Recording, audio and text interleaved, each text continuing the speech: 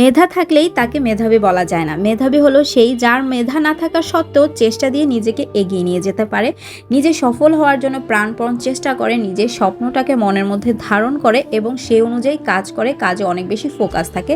তারা মেধাবী না হওয়া সত্ত্বেও কিন্তু সব সময় কন্টিনিউয়াসলি কাজ করার মাধ্যমে বা পরিশ্রম করার মাধ্যমে কিন্তু সফলতা পায়। আপনারা অনেকে আছেন ফেসবুক ইউটিউবে নতুন কাজ করছেন, তারা কিছু কিছু ভুল করছেন যা আমি আসলে আজকে না বলেই থাকতে পারলাম না।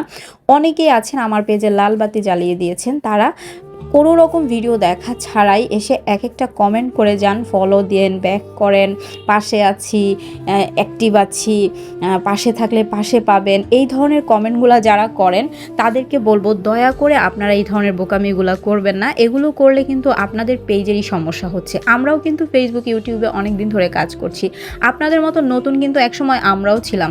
তবে আমরা কিন্তু কখনোই এইরকম কারো কমেন্ট সেকশনে যে ভিডিও না দেখে পেজের ক্ষতি করে নিজের পেজে ফলোয়ার বাড়ানোর জন্য ছুটতাম না, কারণ আমরা ছুটতাম আমাদের কন্টেন্টের পিছনে। আমরা প্রতিদিন কোন কন্টেন্ট আপলোড দিব, কোন ধরনের কন্টেন্ট আমাদের এখন পেজে যাবে বা কোন ধরনের কন্টেন্ট ট্রেন্ডিংয়ে চলছে, এগুলো সবসময় আমাদের মাথায় থাকতো।